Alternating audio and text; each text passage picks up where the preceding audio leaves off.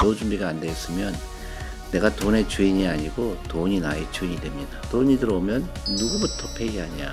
나한테 페이해야 돼요. 나의 노후를 위해서. 주식에 투자하는 이유는 딱 한 가지예요. 내 경제 독립을 위해서. 돈이 일하게 하기 위해서. 왜냐면 복리의 마법이니까 하루라도 일찍 하는 사람이 절대적으로 유리하거든요. 주식 투자를 두려워하면 굉장히 심각해요. 오늘 내일로 미루면 안 됩니다. 당장 시작해야 돼요.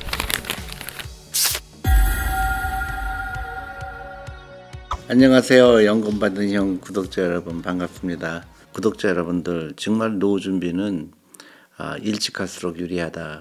그리고 반드시 해야 되고 많은 편견에서 벗어나야 됩니다. 그러니까 주식 투자는 위험하다. 부동산만 답이다.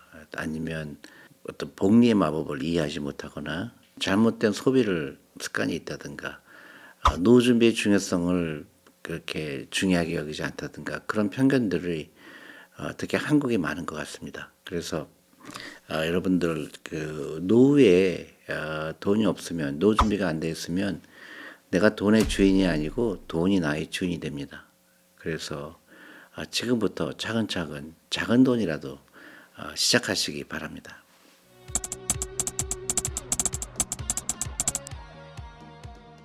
아니에요. 모든 재테크는 노후 준비를 위한 거예요.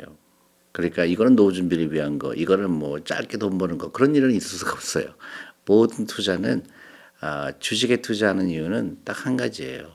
내 경제 독립을 위해서, 돈이 일하게 하기 위해서, 노후에 좀 더 나은 경제 생활을 하기 위해서 다 같은 겁니다. 그러니까 인생에서 이렇게 마라톤을 뛴다고 생각하시면 돼요.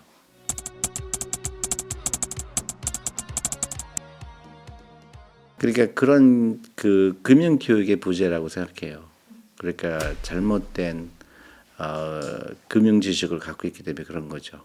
특히 이제 일본의 케이스가 굉장히 중요하죠. 일본은 금융 교육에 대해서 되게 소홀히 했죠.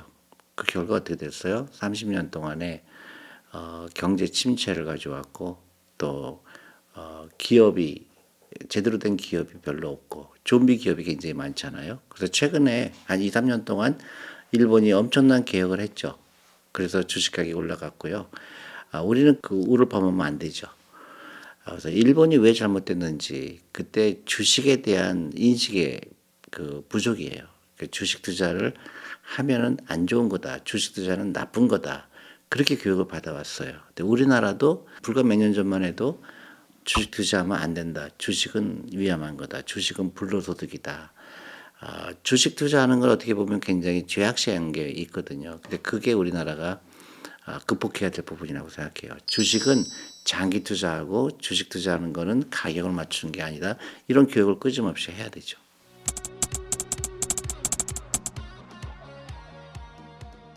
당연히 위험하죠. 부동산은 황금성이 일단 없고요. 그 다음에 한 에셋 클래스에 그러니까 부동산이라는 거에 내 재산의 80%가 있다는 얘기는 혹시 부동산 가격이 올라가면은 괜찮겠지만 떨어지게 되면 어떻게 되죠? 일본 같이 떨어지게 되면 내 노후에 심각한 문제가 되죠. 그 다음에 팔려고 해도 팔아지지가 않을 거예요. 그러니까 굉장히 위험한 구조죠. 근데 이제 다른 이제 예를 들어서 골고루 있다 그러면 부동산에도 30% 있고 뭐 주식에도 있고 채권에도 있고 그렇게 다양한 그런 그 투자군에 있으면 언제든지 내가 현금화할 수가 있죠. 그리고 노후 준비를 위해서 조금씩 팔 수도 있죠. 근데 부동산은 내가 조금씩 팔 수가 없어요. 그러니까 굉장히 위험하고 또 국가 경쟁력에서도 모든 사람이 부동산에 들어가게 되면 새로운 혁신적인 기업이 나올 수가 없거든요. 그래서 미국이 지금의 그렇게 강대국을 유지하는 이유는 주식에 대한 그 다음에 주식의 승진에 대해서 교육을 한 결과고 실제로 그렇게 했고 그래서 이 주식에 대한 인식 변화가 아주 중요하죠.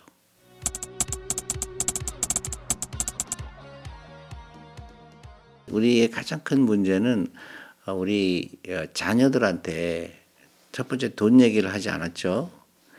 돈에 대한 교육을 하지 않았고 또 공부만 잘하면 부자가 될 거라고 잘못된 그런 편견이 있고 그다음에 부모로부터 "주식 투자하면 안 된다."는 얘기를 대부분 들었을 거예요. "아 주식 투자하면 망하는 거다. 저 집은 주식 투자하다 망했다." 이제 이런 관념이 생기다 보니까 온 가족이 가난할 수밖에 없죠. 그래서 심각한 문제죠. 그래서 유태인처럼 주식에 대해서 아이들하고 얘기하고 저녁 먹을 때 경제에 대해 얘기하고 그게 너무너무 절실하게 필요하죠. 근데 한국이 그게 여태까지 없었어요. 앞으로는 그 저녁을 같이 먹으면서 아이들하고 주식 얘기하고 또 돈 얘기를 해야 됩니다.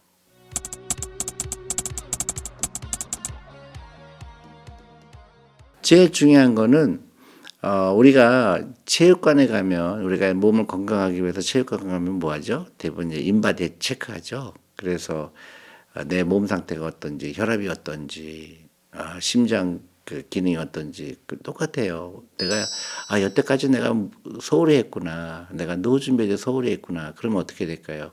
제일 먼저 체크하는 게 내 자산 현황이죠. 그래서 내 전체 자산이 얼마고 부채가 얼마고 그래서 그 전체 자산에서 부채를 뺀 게 내 그 순자산이거든요. 근데 순자산이 얼마인지 어떤 사람은 마이너스인 경우도 있을 거예요. 빚이 더 많아요. 그러면 이제 빨간불이 들어온 거죠. 그러면 지금부터는 그 순자산 가치를 늘어나게 하려고 노력을 하는 거고요. 또 캐시플로우는 뭐냐면 내가 돈을 번 거에 비해서 소비를 어떻게 하느냐. 예를 들어서 내가 500만 원 수입인데 그중에서 돈이 나가는 게 예를 들어서 600만 원이다. 그건 심각하죠.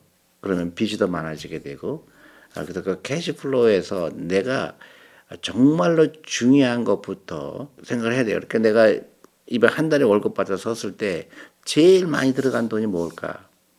그게 이제 쇼핑이 되거나 아니면 필요 없는 정말 나한테 정말 필요 없는 게 먼저라고 그러면 시정해야 되겠죠.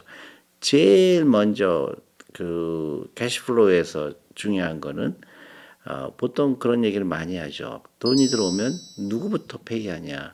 나한테 페이해야 돼요. 나의 노후를 위해서. 그래서 500만 원 월급이다. 그러면 뭐 50만 원, 70만 원, 100만 원이 소비하기 전에 나를 위해서 노후 준비를 위해서 연금저축펀드에 만약에 ETF를 산다든가 그래서 캐시플로우에서 내가 소비할 때 어떤 게 우선순위냐 그게 중요하고 그다음에 내 순자산 가치가 얼마인지 그래서 계속 순자산 가치가 늘어날 수 있도록 모니터하는 게 굉장히 중요하죠.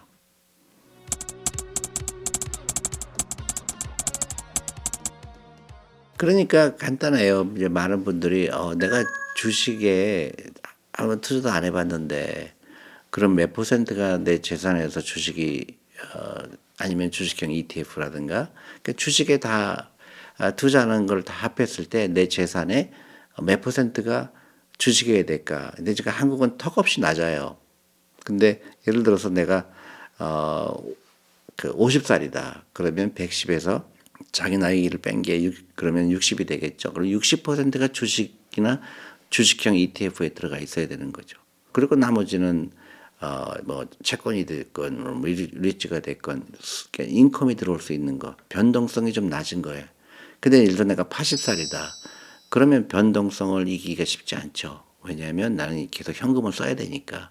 그러면 그럴 때는 주식 비중, 그러니까 주식 ETF가 현격하게 줄어들어야 되는 거죠. 근데 이게 뭐 어려운 일이 아니잖아요. 굉장히 아주 커먼 센스라고 그러죠. 누구나 할 수 있는 얘기예요. 그러니까 절대 어렵지 않다. 근데 이런 기초적인 지식은 꼭 갖고 있어야 됩니다.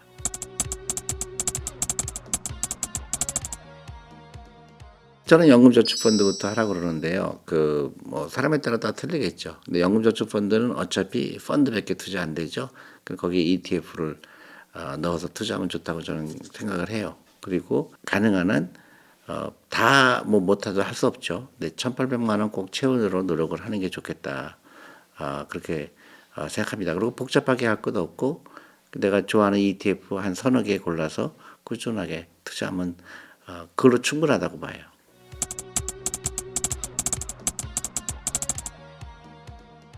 아니죠. 늦은 게 아니고 좀 더 일찍 했으면 좋았을 거라는 생각을 하죠. 근데 20 대도 사실은 만약에 10 대부터 했다 그러면 더 좋았겠죠. 왜냐면 복리의 마법이니까 하루라도 일찍 하는 사람이 절대적으로 유리하거든요. 그래서 늦은 시간은 없죠. 근데 더 일찍 했으면 얼마나 좋았을까 그런 생각이 들죠.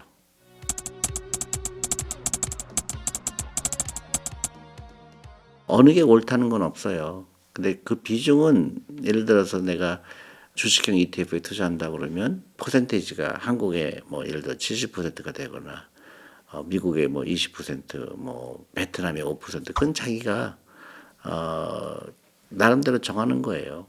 그거는 누구 도움을 받을 수가 없어요. 그리고 한 가지 꼭 분명한 거는 투자에는 전문가가 없어요. 여러분들이 전문가예요. 왜냐면 나를 제일 잘 알죠. 그다음에 그 좋다고 생각하는 시장에 투자하는 거고요. 그리고 언제든지 예를 들어서 내가 좀 잘못 생각한 거 있나? 그때는 스위치하면 되는 거예요. 근데 누구 어드바이스를 받으려고 하는 순간부터 잘못된 거예요. 왜냐하면 전문가가 없기 때문에. 근데 많은 분들이 잘못 결정하는 게 저 사람이 나보다 훨씬 더 많이 알 것 같다. 그런 거 없어요.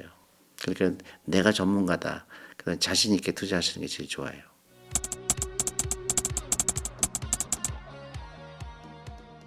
그렇지 않을 거예요. 그러니까 기간에 따라 달라요. 뭐 어떤 섹터는 3개월 동안에 굉장히 요새 이제 특히 반도체 같은 경우 많이 올랐잖아요. 근데 내가 반도체만 투자했다 그러면 수익률이 굉장히 좋았겠죠. 근데 더 길게 보면 그거는 굉장히 좋은 방법은 아니죠. 그러니까 사람들은 급하게 굉장히 수익이 높은 것 쪽으로 막 몰려가려고 그러는데 그건 굉장히 위험해요.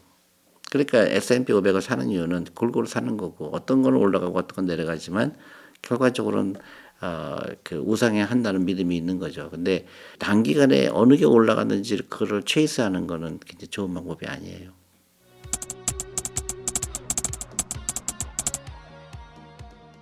당연하죠. 그러니까 S&P 500이라는 거는 미국의 대기업 500개가 들어가 있는 거예요. 거기에 성장주 다 들어가 있어요. 그러니까 가치주, 성장주 소위 얘기하는 거 거기 다 들어가 있어요. 근데 그걸 또 따로 뭐 더 성장하는 데 투자한다든가 그거는 의미가 별로 없을 수 있죠. 예를 들어서 내가 코스피 200에 삼성전자, 하이닉스가 40%가 넘잖아요. 근데 그거를 내가 또 따로 또 ETF 골랐는데 거기에 또 삼성도 잔뜩 들어가 있는 걸 고르는 거는 별로 의미가 없죠.